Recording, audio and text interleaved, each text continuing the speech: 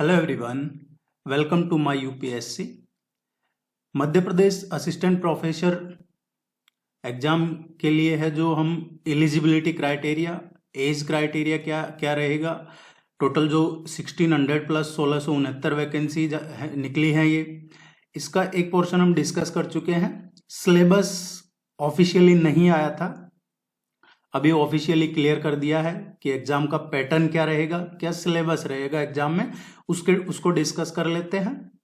अगर आप तैयारी कर रहे हैं इस एग्जाम की तो आप चैनल को सब्सक्राइब कर लीजिए। आपकी जो इस जर्नी में है, जो आपको पूरा इसमें हेल्प मिलेगा, पूरी तैयारी करवाई जाएगी। देखिए, इसमें दो पेपर होंगे आपके। पहला पेपर जो होगा वो जनरल स्टडीज का होगा, आप उसको जीके बोलिए, जनरल नॉलेज या जनरल स्टडीज, वो पहला पेपर होगा। 50 अंक का होगा, वो 50 मार्क्स का, 50 क्वेश्चन आएंगे उसमें, और 200 मार्क्स का होगा। वो 1 घंटे का पेपर होगा, 50 क्वेश्चन होंगे और 200 मार्क्स का होगा। इसका मतलब एक क्वेश्चन 4 नंबर का होगा। दूसरा जो पेपर लगेगा इसमें, वो पेपर है जो इसमें 150 क्वेश्चन होंगे और 600 मार्क्स का 3 घंटे का होगा।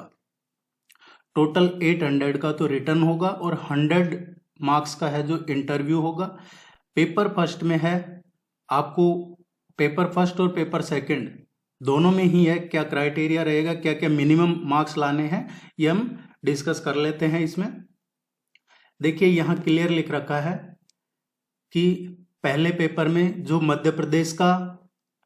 मध्य प्रदेश राष्ट्रीय और अंतर्राष्ट्रीय स्तर का, इसमें जनरल नॉलेज और कंप्यूटर का बेसिक जो नॉलेज है, उसके टोटल 50 क्वेश्चन आएंगे।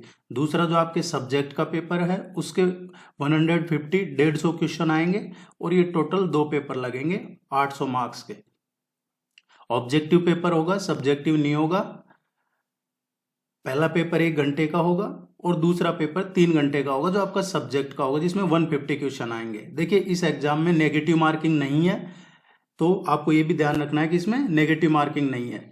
एक इंपॉर्टेंट चीज जो आपको ध्यान रखनी है, दोनों पेपर में, पेपर फर्स्ट जो जनरल स्टडीज का है और पेपर फर्स्ट सेकंड जो आपका सब्जेक्ट का पेपर है, दोनों में आपको मिनिमम मार्क्स लाने हैं 40%, कम से कम 40% मार्क्स तो आपको लाने अनिवार्य है। अगर आप मध्य प्रदेश के, पर्टिकुलर मध्य प्रदेश स्टेट के SC ST OBC, जो इकोनॉमिक वीकर सेक्शन है, EWS, या जो फिजिकली हैंडीकेप दिव्यांग जन है, उस कैटेगरी में आते हैं, SC ST OBC EWS और PH में, तो आपको 10% की छूट है दोनों पेपर में। इट मीन्स आपको अगर 30% मार्क्स लाते हैं तो भी आपका पेपर, ये इसमें मेरिट में आपको काउंट किया जाएगा। जो टोटल मेरिट बनेगी 800 मार्क्स से इंटरव्यू क्वालिफाई करने के लिए बनेगी। फिर इंटरव्यू 100 मार्क्स का होगा, फिर 900 मार्क्स में से फाइनल शॉर्ट लिस्ट बनेगी, मेरिट लिस्ट बनेगी। इसमें हिंदी और इंग्लिश दोनों में पेपर आएगा। इंटरव्यू में कोई मिनिमम मार्क्स नहीं लाने हैं कि इंटरव्यू में आपको, जैसे इसमें 40% और 30% बताया, ऐसे इंटरव्यू में आपको कोई मिनिमम मार्क्स का क्राइटेरिया नहीं है। ऑफलाइन एग्जाम होगा, ऑनलाइन नहीं होगा, OMR शीट मिलेगी, पेपर आएगा, ये रहेगा। और जो आपके लिए इंपॉर्टेंट है वो ये है कि 3 टाइम्स पास किया जाएगा। रिटर्न एग्जाम में 3 टाइम्स पास किया जाएगा। इट मीन्स जैसे 1600 प्लस वैकेंसी है तो इसका 3 टाइम्स पास किया जाएगा, लगभग 5000 के आसपास। और इसमें कई बार क्या होता है कि सेम मार्क्स भी आ जाते हैं, तो वो सेम मार्क्स को एक ही काउंट किया जाता है और वो फिर बढ़ जाते हैं। नेगेटिव मार्किंग है नहीं इसमें।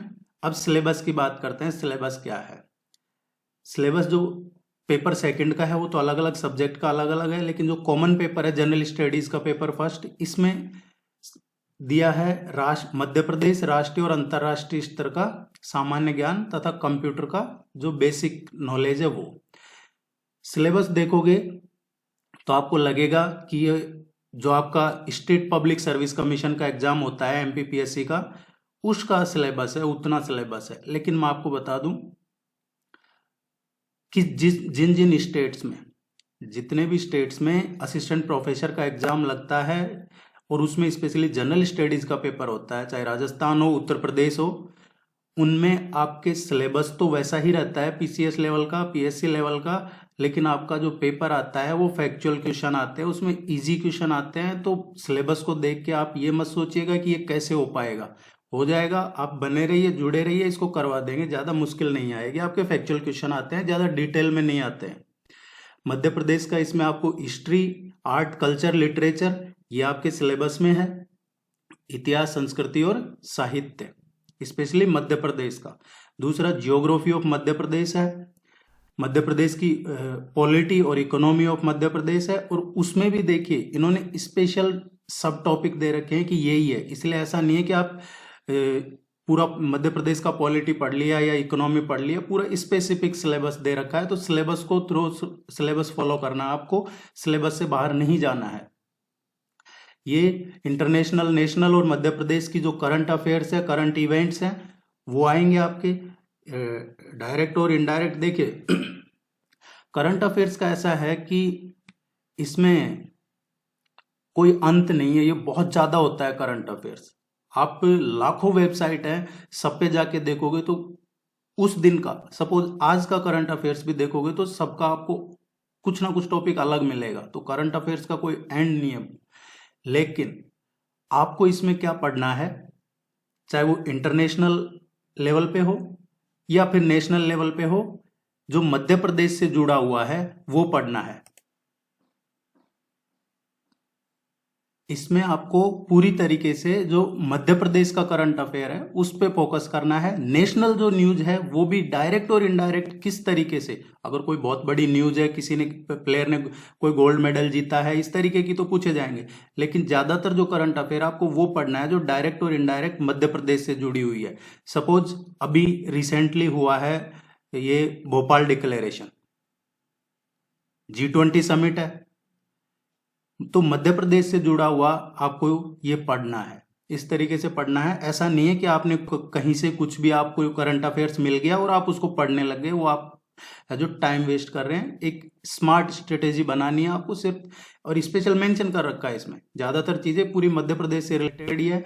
और जो लास्ट में है ये यूनिट 5th, इसमें ICT है, ये सूचना एवं संचार प्रौद्योगिकी, ये भी आपके सिलेबस में है। तो आप निश्चिंत रहिए, ये इंग्लिश में भी सिलेबस दे रखा है।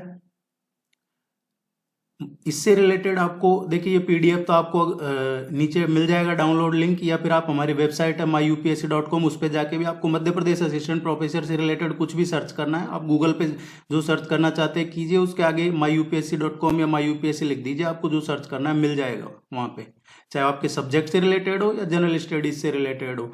और ये रेगुलर आपको इसमें अपडेट्स मिलते रहेंगी और आपको इसमें तैयारी करवा देंगे। आप चैनल को सब्सक्राइब कर लीजिए, आप निश्चिंत रहिए, इसकी आपको अच्छे से तैयारी करवा दी जाएगी।